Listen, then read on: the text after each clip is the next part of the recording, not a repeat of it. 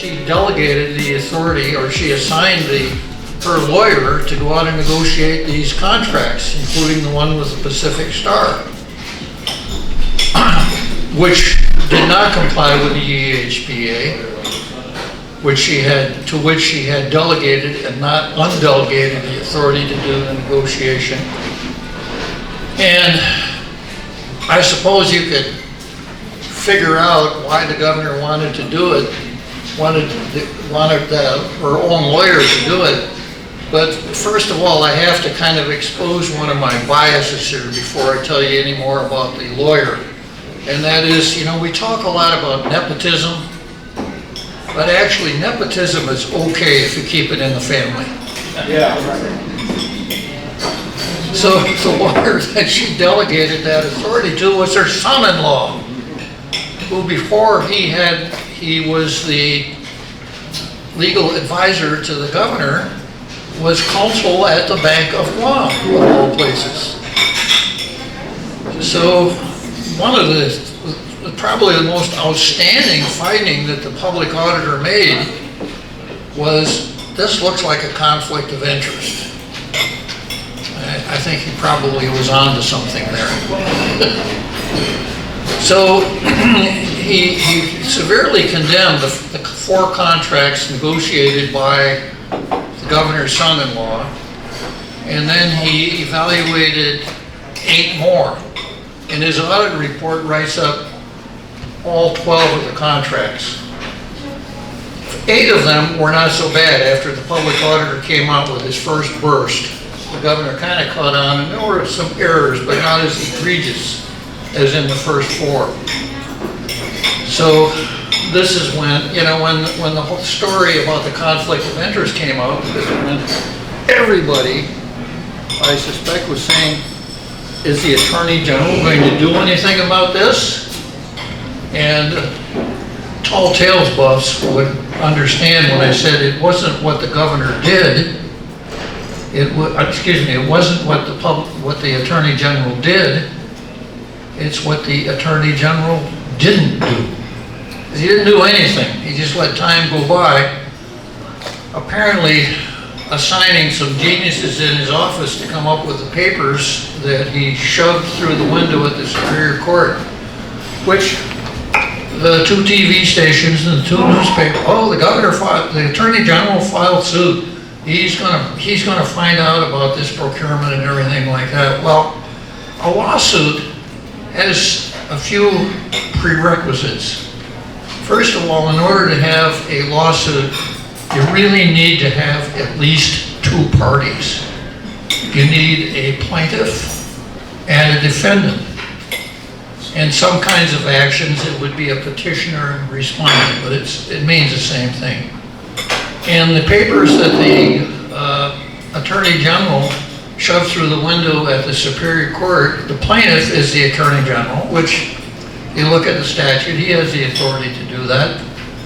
But the defendant is 4 contracts.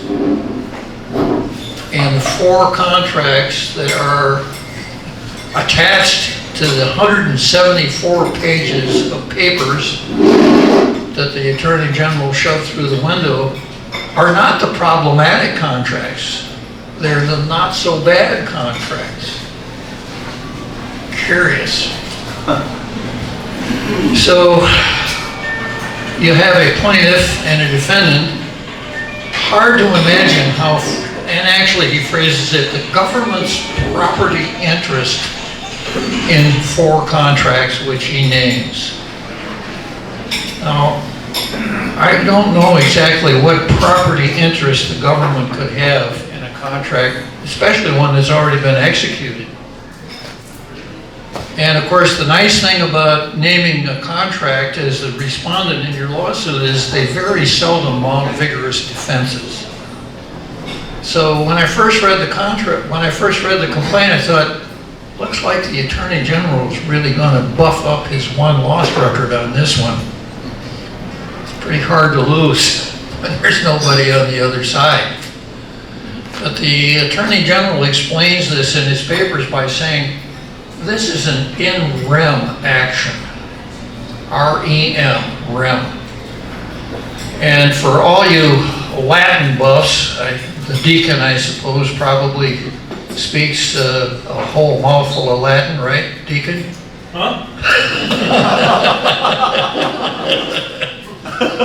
Never a requirement. Okay, so the word rem is the accusative case of the Latin word res, R-E-S. And you may have heard that, that word in conversation, for instance, res ipsa loquitur. Oh, yeah. Yeah, the thing itself speaks, or the thing speaks for itself. Or res judicata, a matter decided. So that's the noun. The noun, it translates into thing. So rem is the objective case of that same word. So if it's an action in rem, you're suing a thing.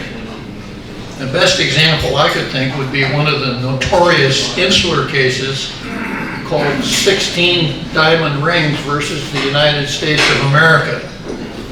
A case involving tariffs and customs, etc., where the soldier took possession of some diamond rings in the Philippines after the Spanish-American War. Customs collector collected customs on it. The soldier thought this isn't right, brought suit, 16, it brought suit to reclaim the diamond rings. But it went all the way to the Supreme Court. The soldier lost, sorry, Tom.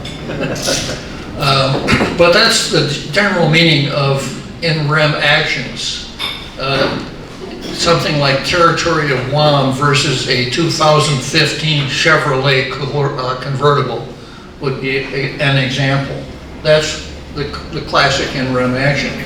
So in this case, the public auditor sued 4 contracts so that he could have, he could file what he called a lawsuit.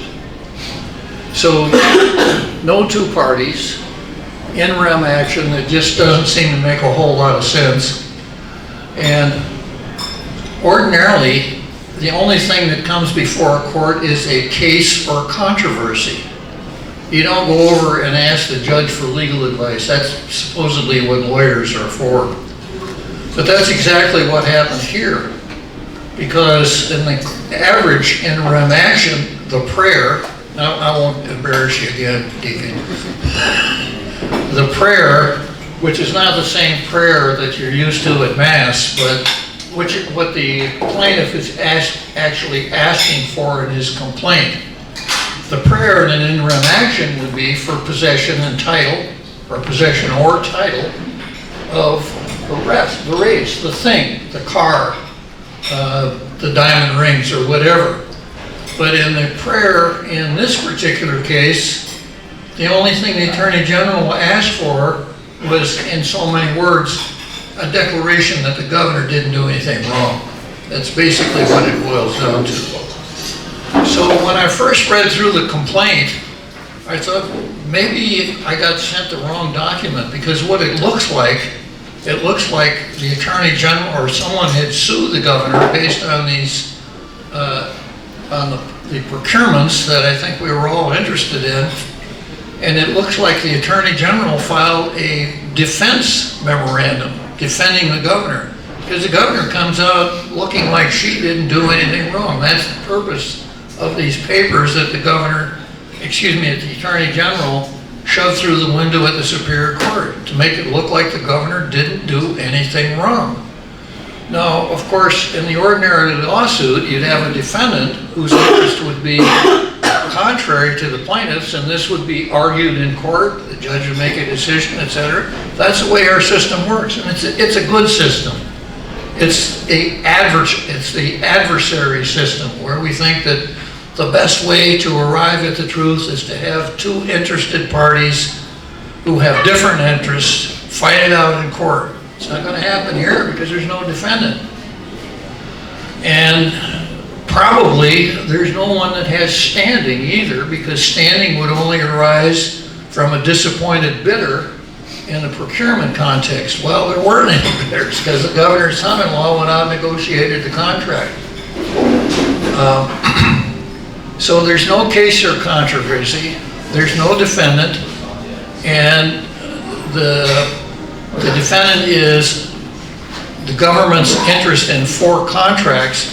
So you won't see a vigorous defendant, a defendant coming in and defending against a complaint, because there is no defendant. And that's why I titled what I'm talking about today, the Attorney General versus the Public Auditor.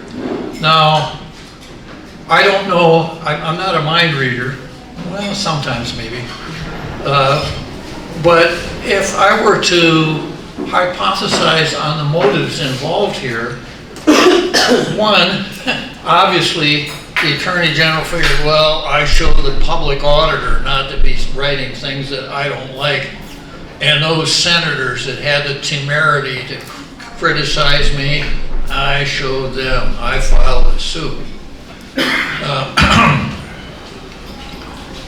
The other thing that I could do would be to speculate just a little bit, and in order to speculate, I'm going to use the political, as you were, the political prism that I picked up during the time that I was in the legislature. A political prism filters out everything but political considerations. It filters out the law, morals, legality, practicality. The only thing that gets through that political prism is political consideration. So let me just get it out here. Hang on a second.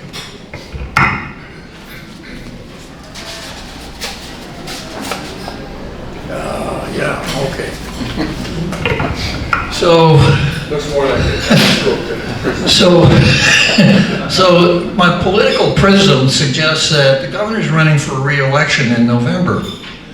And you can bet that anyone who runs against her in that election, probably in the primaries, what we're talking about, is going to make as much hay as he possibly can about the governor's son-in-law, the Pacific Star, the mortgage, the whole thing, right?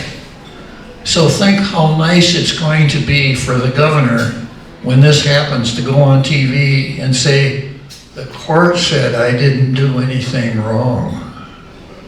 So if a judge doesn't dismiss this case sua sponte, once again, I won't ask you, Bill. Sua sponte means on his own motion, because there's no defendant there to move for dismissal. And I don't see that anyone in the island would have standing to intervene and move for dismissal. So the governor may very well come out with something that says, hey, look, the court said I didn't do anything wrong.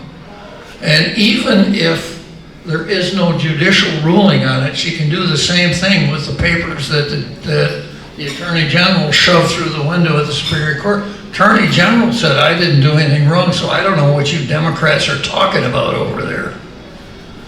So that's what I see through my political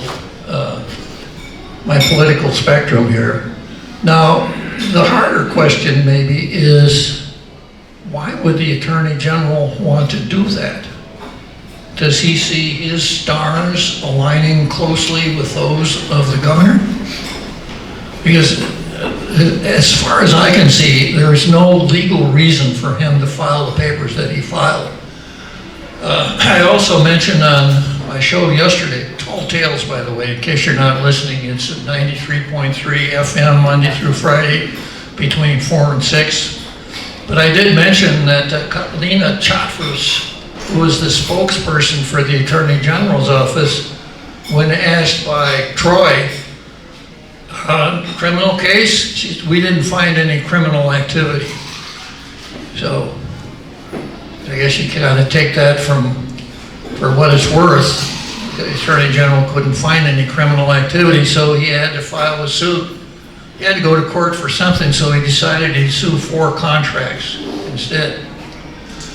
So that's the way I see it. And I was really shocked when I read the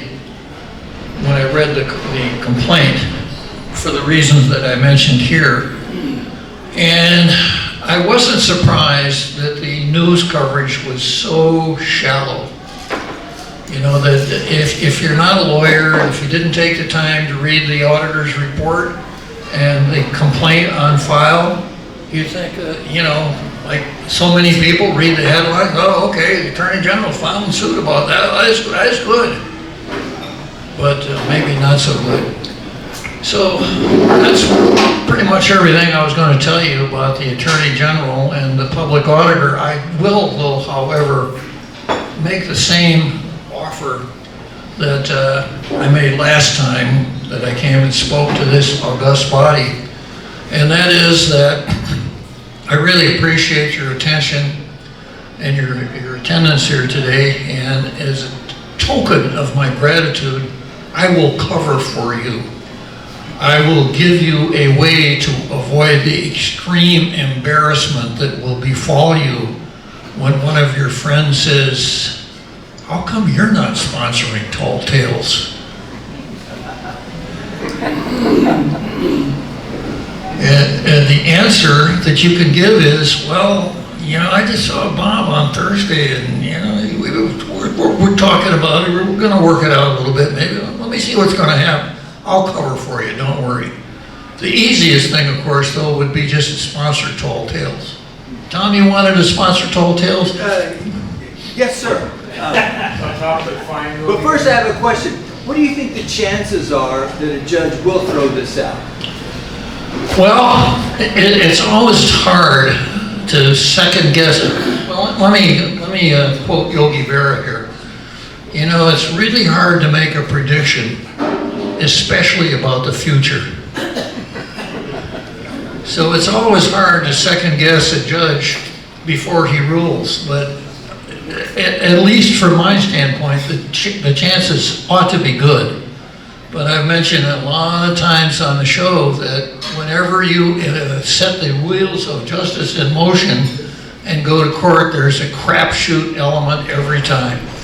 So it's really hard to say. And of course, if a judge does rule in the Attorney General's favor, there's no defendant, so there'll be no appeal. So if it works, it's a masterstroke. You have to give the Attorney General a lot of credit for coming up with this. And obviously, he has his reasons for doing it. If it doesn't work, a lot of people will say, oh, well, that case got dismissed. That happens. Unless there's someone who would take the time to read the public auditor's opinion, read the complaint, grab a microphone, come down here and talk about it. One more. The AG is also up for re-election this year. Yes, he is. Have you heard it? Is anyone running against him? I heard a name, but one of the things that we try to avoid on Tall Tales is the repetition of unsubstantiated rumors. What did you hear? No, I didn't hear it.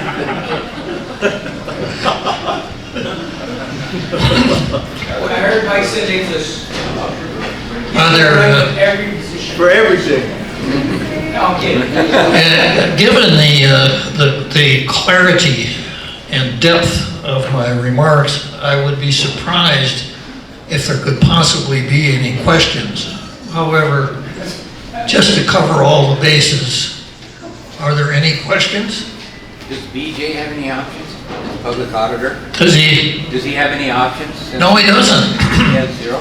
No, BJ, although he's a lawyer, his office does not have the power to bring suit as the public auditor. So he has the same ability to bring this matter, or to get involved in this matter before the court as you do. Basically, no. So He just reports and that's it. that's it, yeah. AG's go ahead. Yeah. Please, anyone can call. Now, in the Northern Marianas, the public auditor actually has the ability to file suit to enforce his findings. And it hasn't worked out very well for them. It could be a real problem. Oh, okay, any other questions? Okay. Thank you very much.